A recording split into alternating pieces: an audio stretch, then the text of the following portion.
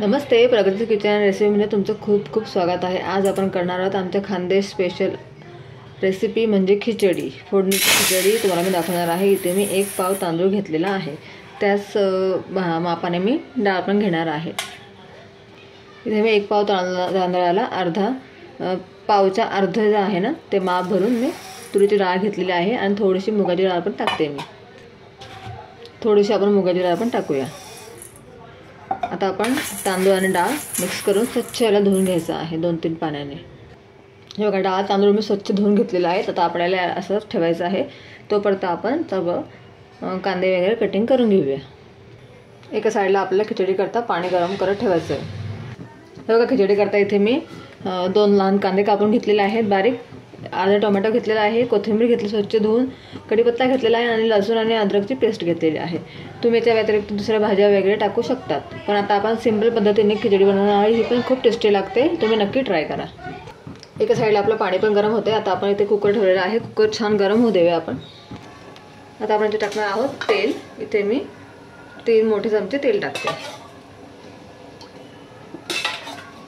झटपट तयार होणारी रेसिपी आहे। जर तुम्हाला कुठली भाजी करायची आहे, सुचत नसेल तर तुम्ही ही रेसिपी नक्की करू शकता। आम्ही तेच करतो। जर आम्हाला कुठली भाजी नाही आठवली तर सरळ खिचडीचा कुकर लावायचा, अगदी मस्त टेस्टी लागते आणि खूप छान पोट भरून जेवण होतं। आमच्या खानदेशची स्पेशलिस्ट आहे ही रेसिपी। आता तेल आपण छान गरम होऊ देऊया। खिचडी करण्याकरता तुम्ही कुठल्याही तांदळाचा वापर करू शकता। तुम्ही अगदी रेशनचे तांदूळसुद्धा घेऊ शकता, त्याच्यापासून पण खूप टेस्टी खिचडी तयार होते। आता इथे तर मी आपला रेग्युलर तांदूळ घेतलेला आहे। आता आपलं तेल छान तापले, आपण याच्यात टाकणार आहोत मोहरी, जिरं, कढीपत्ता, आलं लसूणची पेस्ट, चांगलं मिक्स करूया याला। मग टाकूया आपण बारीक चिरलेला कांदा। आपल्याला चांगला गोल्डन ब्राऊन होईपर्यंत त्याच्यामध्ये फ्राय करायचं तेलामध्ये। पाणी पण छान उकळलेलं आहे, आपण गॅस बंद करून देऊया। आता ते टाकूया आपण थोडे शेंगदाणे। तुम्ही याच्याऐवजी वाटाणे, फरसबी, फुलगोबी, तुम्हाला जे आवडते त्या भाज्या तुम्ही याच्यामध्ये ॲड करू शकता, किंवा गाजर असंही तुम्ही टाकू शकता। पण आता इथे मी सिंपल पद्धतीने खिचडी करते, सुद्धा खूप टेस्टी लागते। आता आपण थोडासा कांदा अजून होऊ देऊया, थोडं हिंग टाकूया। कांदा आपला छान थोडासा गोल्डन ब्राऊन कलरचा झालेला आहे। आता आपण टाकूया आपला टोमॅटो अर्धा, ते पण थोडासा होऊ देऊया आपण। टोमॅटो छान झालेला आहे। आता आपण ते टाकणार आहोत लाल तिखट। तुम्ही तुमच्या टेस्टनुसार किंवा आवडीनुसार टाकू शकता। आता मी इथे थोडीशी तिखट करणार आहे। जरा खिचडी ना थोडी तिखटच छान लागते। थोडी हळद टाकूया आपण, मिक्स करूया।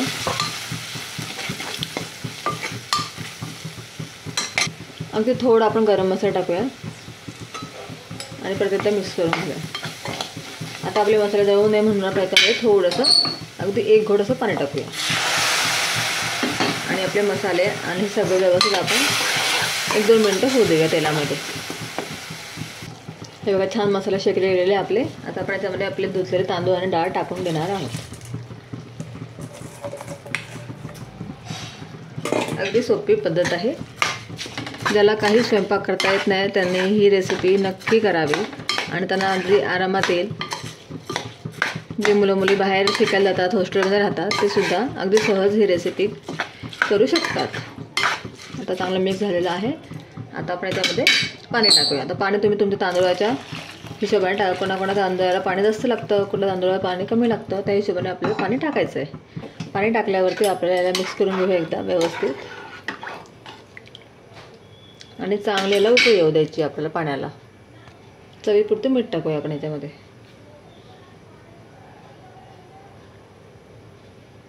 परत एकदा मिक्स करून घेऊया आणि सगळ्या शेवटी आपण याच्यावरून कोथिंबीर टाकायची आहे भरभरून। कोथिंबीर जरा भरपूर टाका, म्हणजे ना खिचडी छान लागते। एकदा मिक्स करून घेऊया आणि पाण्याला उकळी येऊ देऊया। हे बघा, छान उकळी आलेले आहे। गरम पाणी टाकल्यामुळे आपल्या खिचडीला ह्या पाण्याला पटकन उकळी येते। आता आपण कुकरचं झाकण लावून देऊया आणि 3 शिट्ट्या काढून घेऊया। बघा, आपली खिचडी तयार झालेली आहे। मस्त गरमागरम खिचडी अशी मस्त बनलेली आहे, अगदी सॉफ्ट पाणी पण मग अगदी छान व्यवस्थित पडलेलं आहे याच्यामध्ये. आणि अशीच गरमागरम खिचडी मस्त तुम्ही याच्यावरती अशी तुपाची धार टाकून मस्त तुम्ही खिचडी खाऊ शकतात. आणि अशा पद्धतीने तुम्ही खिचडी बनवू शकता. तुम्हाला जर आजची माझी खिचडीची रेसिपी आवडली असेल तर नक्की लाईक करा, चॅनलला सबस्क्राईब करा आणि शेअर करायला विसरू नका. Bye bye.